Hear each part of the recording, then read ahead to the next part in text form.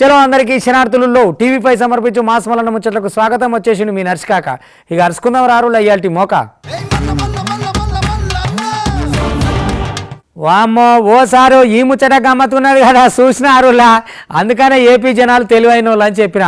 ఎప్పుడు చూసినా టూర్లు, ప్లాన్లు, అభివృద్ధి, జనాలు, మీటింగులు, ఇక వాళ్ళ అవస్థలు వ్యవస్థలు వీటితోటి బిజీగా ఉండే ఏపీ ముఖ్యమంత్రి చంద్రబాబు నాయుడు ఇవాళ బల్యకు పోయి పంతులయ్యిండు. అంతేనా అనుకుంటే జరిసేపు ఆగి పోరగాడయ్యిండు.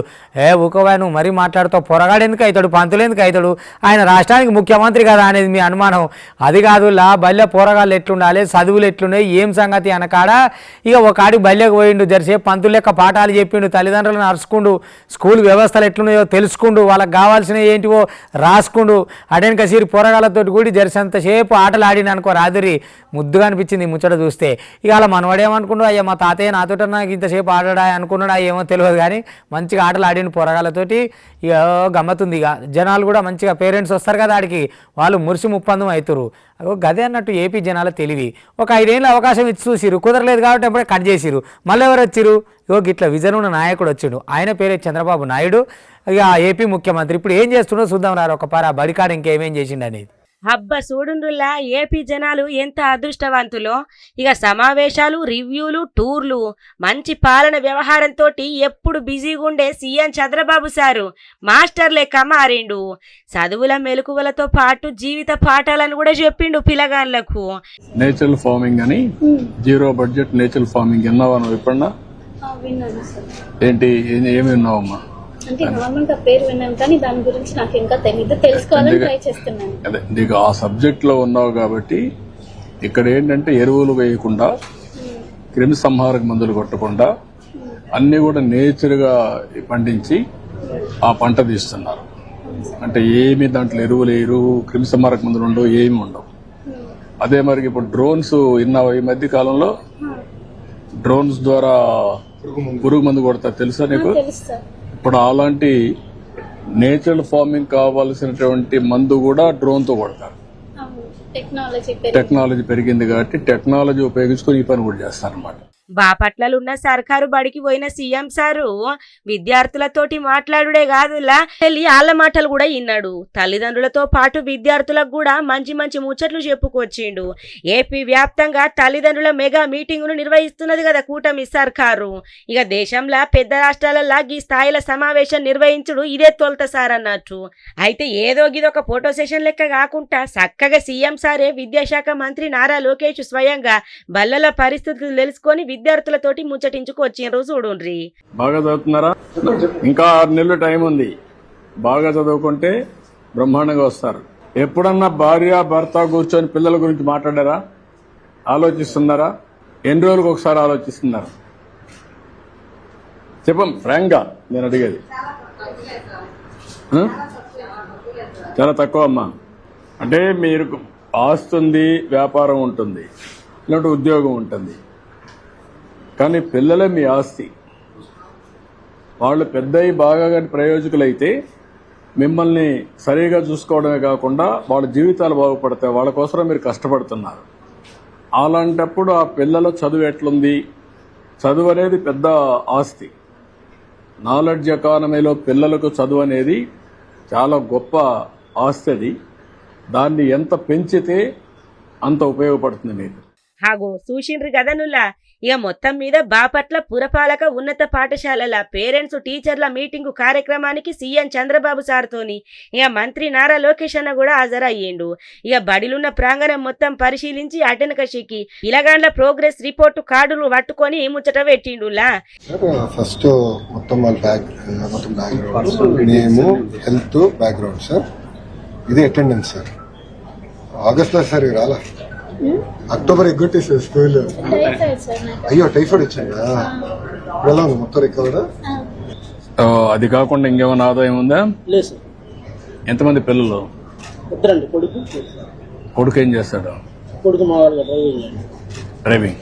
అప్పుడు డ్రైవింగ్ పెట్టేసావు. ఎంతవరకు చదువుకున్నాడు? చదివించలేదా? చదువుకోలేదా? ఇక విద్యార్థులు ఎట్లా చదువుతున్నారు, తల్లిదండ్రులు ఎప్పటికప్పుడు అప్డేట్ ఇవ్వాలని చెప్పి ఇక మొత్తానికైతే చంద్రబాబు సారు చెప్పుకొచ్చిండు గాళ్లకు. వారానికి ఒక్కసారన్నా ప్రత్యేక క్లాసులు పెట్టాలా, ఇయాల్టి విద్యార్థులకు టెక్నాలజీ మీద అవగాహన కల్పించాలా అని చెప్పి మొత్తానికైతే ఈ తీరుగాళ్లకు సూచనలు ఇచ్చిండు. తెలంగాణ ముఖ్యమంత్రి సార్ ట్విట్టర్ పెట్టిలో రాసుకొచ్చిండు కదా. ఇక ఇవాళకి సరిగ్గా ఏడాది అయింది కదా ప్రమాణ స్వీకారం చేసి ముఖ్యమంత్రి అయ్యి. ఇక అదే ముచ్చట మీదకెళ్ళి రాసిండు అన్నట్టు. ఇక ఆ పొద్దేమో గుంపు మేస్త్రి లేకుండా మీకు ఏ తిప్పలు లేకుండా చూసుకుంటా ఇక నేను మీలో ఒకరిని అని చెప్పేది కదా. అగో అదే తరీకలో మరి ఇవాళ కూడా చెప్పుకొచ్చిండు, మీరు ఏం నారాజు కాకురి, మీకు ఎట్లా అంటే అట్లా, ఏదంటే గది ఇప్పటికే 6 పథకాలు అలుపు లేకుండా అమలు అయినాయి కదా, గ్యాస్ బుడ్ల కానించాలి అన్నీ. అగో అట్లనే ఇది కూడా నేను ఇంకా మొత్తం 4 ఏళ్ళు ఉన్నది. ఈ 4 ఏళ్ళలో కూడా సమస్తం శాంతం గింత సోటు లేకుండా సొట్టుపోకుండా తెలంగాణను చూసుకుంటా అని చెప్పి జోరుగా చెప్పుకొచ్చి ఒక పరి ఇందాం రాది. ఇక తెలంగాణలో కాంగ్రెస్ సర్కారు ఏర్పడి వాటికి ఏడాది కదనులా. ఈ ఏడాది ప్రజాపాలనలా ఎంతో సంతృప్తి పొందినా అని చెప్పి సీఎం రేవంత్ రెడ్డి సారు చెప్పుకొచ్చిండు. ఇక సమాప్త జనాల ఆంక్షలు సంపూర్ణంగా నెరవేర్చుడే ఇక నా సంతృప్తి అని చెప్పి ట్విట్టర్ పీటల రాసుకొచ్చిండులా. ఇంకా ఇది ఒకటే కాదు, పోరాటాలను, ఉద్యమాలను, త్యాగాలను, ఆత్మ బలిదానాలను, ఆంక్షలను, ఆశయాలను అన్నింటిని కలిపి నాకు ఈలనామా లెక్క రాసి డిసెంబర్ 7వ తారీఖు 2023 నాడు ఇక నా చేతులలో పెట్టినని చెప్పి ఇక తన వారసత్వాన్ని సగర్వంగా సమున్నతంగా ముందుకు తీసుకుపోయేందుకు బాధ్యతను అప్పగించిందని ఇక గాక్షణం కాంచెల్లి ఇక ఇప్పటిదాకా జనసేవకుని లెక్క, ప్రజా సంక్షేమ శ్రామికుని లెక్క, మదిల విధిల నిర్ణయాల జడిల సకల జనహితమే పరమవదిగా, జాతీయ ఆత్మ గౌరవమే ప్రాధాన్యత లెక్క, సహచరుల సహకారంతో, జనహితుల ప్రోత్సాహంతో, విమర్శలను సహించుకుంటా, ద్వేషాలను ఎదిరించుకుంటా, స్వేచ్ఛకు రెక్కలు దొడిగి, ప్రజాస్వామ్యానికి రెడ్ కార్పెట్ వరిసి, అవని మీన ఆగ్ర భాగాన తెలంగాణను నిలిపేందుకు గొప్ప లక్ష్యాల దిక్కు నడుచుకుంటా, 4 కోట్ల ఆశయాలను నడిపించుకుంటా, నిరంతరం జ్వలించే గీ మట్టి చైతన్యమే స్ఫూర్తిగా, విరామం ఎరుగక, విశ్రాంతి కోరక ముందుకు సాగిపోతున్నా అని చెప్పి సీఎం రేవంత్ రెడ్డి సారు ఇక తన అంతరంగాన్ని ఆవిష్కరించిండు. ఏడాది కిందట ప్రమాణ స్వీకారం వీడియోను పోస్ట్ కూడా చేసిండు మల్లోత్యాప. ముదరాష్ట్రం అయిపోను వీళ్ళని ఏడ దొరకబట్టాలనో ఎట్లా చేయాలనో ఏం అర్థమైతలేదు. కానీ ఎంతకని చెప్పాలి, ఎంతకని చేయాలి, మీ కల్తీ పాడైపోను కదరా. చిన్న చిన్న పొరగాలను కూడా ఆగం చేస్తారా మీ పాలల్లో మనవాడ. ఇక చూడు జగిత్యాల కాడ కల్తీ పాలు పట్టుకొచ్చినట్టు వీడు కూడా బడివేగాడు ఉన్నాడు. ఇంకా మళ్ళీ మీదకి వెళ్ళి అధికారుల కాడికి పోయి చెప్పేటాలకు అయ్యో పలిగిపోతాయనేమో సోడా కలిపిన సారు అని సోడబట్ల ముచ్చట్లు చెప్తున్నట్టు వీని. ఎట్ట చేయాలి సొంటి వాళ్ళని మొత్తం ఎండ్ల చూడు కల్తీ ఏడ తింటట్లేదు, ఏం గొంతట్లేదు, ఏం అది అంతా మొత్తం ఆగమైపోయింది అనుకోరు. అది వీళ్ళ దందలు పాడైపోను. ఇక పొదటీలు పాల ప్యాకెట్ అని కొనుక్కుంటే చిన్నపిల్లకి తాపిరట, తల్లి తాగిందట. ఆమెకు ఒకటే మంటలు దురదలు, ఆ పొలకేమో మొత్తం వాంతులకు విరేచనాలట. ఏం పాలు ఎవరిని చంపుతారు, ఎందుకు వచ్చినాయిరా, మిమ్మల్ని ఎట్లా చేస్తే మాంతారా మీ చేతలు పాడైపోను, పైసలు పాడ మీద వేసుకొని పోతారా మీ పైసలు పాడుగాను. ఇట్లాంటి అడ్డమైన దందలు చేసి బొందలకే పోతారు, ఇంకేడికి పోరు మీరు, మీ పైసలు ముదనష్టం అయిపోను.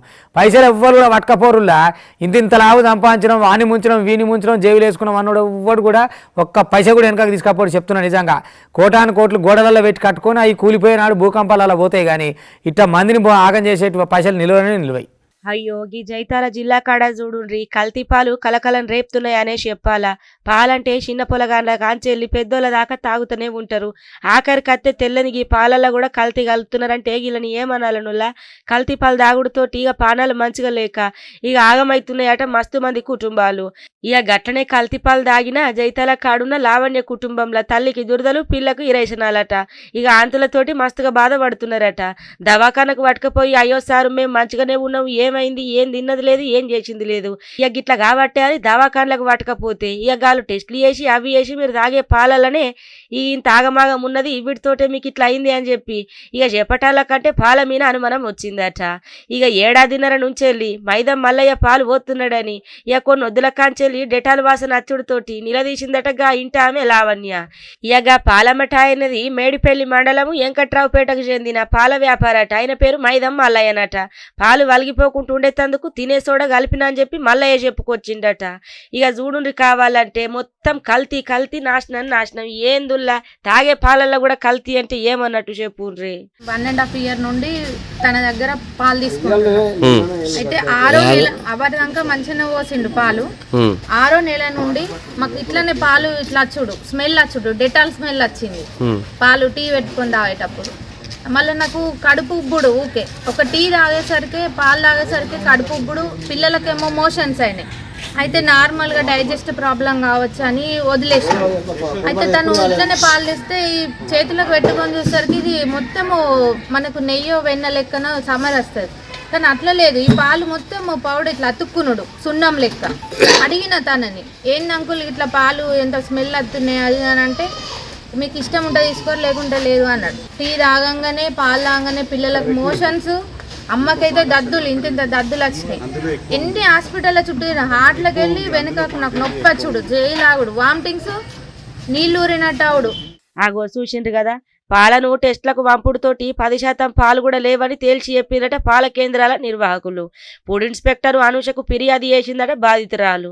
ఇక పాలను మున్సిపల్ ఆఫీస్కు పట్టుకొని పోయిందట మున్సిపల్ అధికారులు. మున్సిపల్ ఆఫీస్కి వచ్చి పాల తనిఖీ చేసిందట ఫుడ్ ఇన్స్పెక్టర్లు. ఇంకా మున్సిపల్ ఆఫీస్ నుంచి వెళ్ళి పాల వ్యాపారి ఇంటికి పోయిందట ఫుడ్ సేఫ్టీ అధికారులు. మల్లయ్య మీద కేసు నమోదు చేసుకొని అదుపులకు పట్టుకున్నారట. గింత ఆగముంటదా చెప్పుండ్రి, కనీసం 10% కూడా పాలు లేవట, మొత్తం కలితేనట. ఇక గసొంటి దిక్కుమల్ల పాలు తాగిన తర్వాత లేనిపోని రోగాలు రమ్మంటే రావానులా. ఇక ఊరంటేనే సబ్బండ కూరాడు. సబ్బండ కూరాడులలో కులానికో దేవత ఉంటుంది. దేవత పండుగలు అంటే కూడా కుల దేవతల పండుగలు మంచిగా చేసుకుంటారు. ఇక గిడ చూడు కంఠమహేశ్వరుని పండుగ ఎంత సొంపుగా అవుతున్నదో. మాటమైనా కానీ వాస్తవానికి కాటమయ్య పండుగ అంటే 10 రోజుల దాకా తాగుతుంది అనుకో రాదు. గౌడన్నలందరూ నిష్టగా ఇక తాళల్లో కానీ గుడికాడ కానీ దేవునికి ఎన్ని ఒక్కటి ఉంటుందా, సబ్బండ కులాన్ని పిలుచుకోవాలి. సబ్బండ కులాలకు వాళ్ళతోటి ఉన్న ఇప్పుడు వాళ్ళ వృత్తికున్న మొత్తం సంబంధం సబ్బండ కులాలతో ఉంటుంది. పల్లె అంటేనే కూరాడు కదా. ఇక అట్లా అన్ని కులాలను పిలుచుకొని వాళ్ళు చేసే మర్యాద కానీ గిడ మస్తు అవుతున్నది పండుగ. మరి ఏడనే ఏ జిల్లా అంటే చెప్పుకొస్తారా?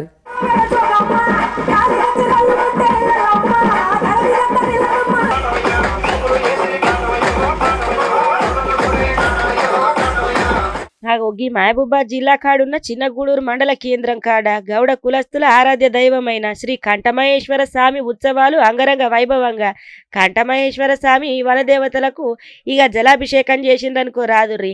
3 రోజుల కాంచెలు జరుగుతున్న ఈ ఉత్సవాలలో భాగంగా గౌడన్నలు శివమాలలు ధరించి శ్రీ కంఠమహేశ్వర స్వామికి ప్రత్యేక పూజలు చేసిండ్రు.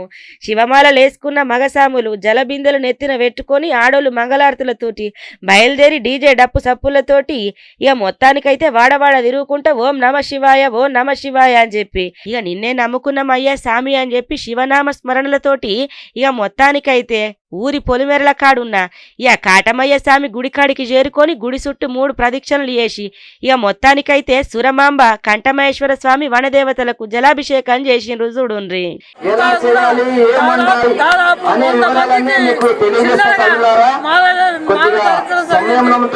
జలాభిషేకం చిన్నగూడూరులో పెద్ద పండుగ ఏర్పాటు జరిగింది. ఇక మరి గౌండ్లోల కులదేవుడాయ కాటమయ్య ఇక గైనకు మొక్కంది ఏ పండుగ ముట్టరాయ ఏ పండుగ చేయరాయ గీలంతా ఇక మహిళలందరూ కలిసి ఆరతులు ఇచ్చి మొక్కులు తీర్చుకున్నారు. శివనామ స్మరణలతోటి ఊరు మారుమోగిపోయింది అనుకోరాదుర్రి. ఇక 5 రోజుల కాంచెలు ఏషగి వేడుకలకు మొత్తానికైతే గౌడ అన్నలు చుట్టాలు పట్టాలు అందరు పెద్ద ఎత్తున వచ్చి ఇక పూజలు జోరు మీద చేసిండ్రులా.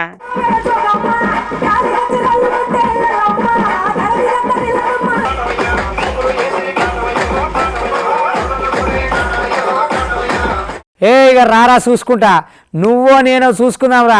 ఏమనుకుంటున్నావు కాక, నేను నిలబడితే నువ్వు ఎంత లావు ఏదైనా రాసి చూస్తా.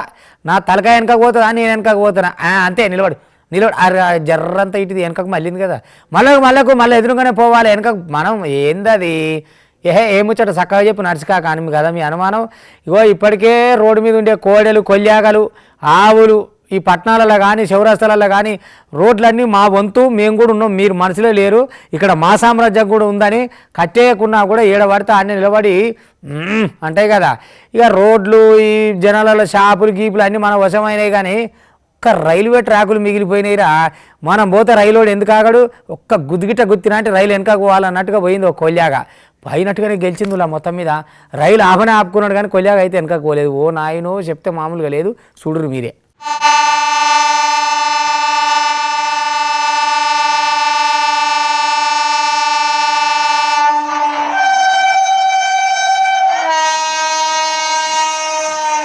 ఓ ఓష్ని పాడుగాను రైలు గంతగనం సప్పుడు చేస్తే ఈ సంత కూడా జరగకుండా అట్లే నిలబడ్డది చూడుండ్రి. నన్నెవలు ఏం చేస్తారు? నన్నెవలన ముట్టేటోళ్ళ పట్టేటోళ్ళ నా లెక్క ఎవలన్నా ఉన్నారా అని చెప్పి మొత్తానికైతే రైలుకి ఎదురుగా ఎట్లా నిలబడ్డదో చూడుండ్రి. ఇక కావాలంటే చూడుండ్రి, ఎంత సప్పుడు చేసినా కూడా సై లేదు, సప్పు లేదు, ఉలుకు లేదు, పలుకు లేదు, అట్టే నిలబడ్డదులో.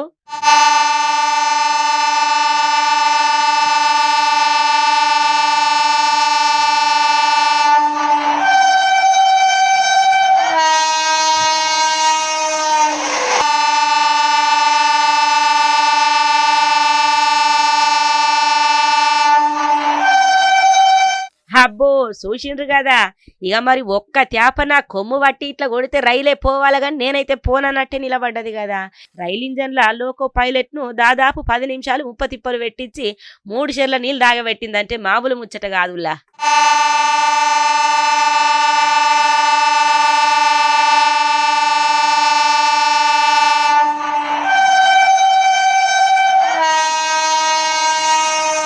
ఇక గివన్నట్టు ఇవాళ టీవీ5 సమర్పించే మాస్ మల్లన్న ముచ్చట్లు చూస్తూనే ఉంటుంది. మళ్ళీ రేపు ఇదివరదాకా మీ టీవీ5 ఇగుంటా.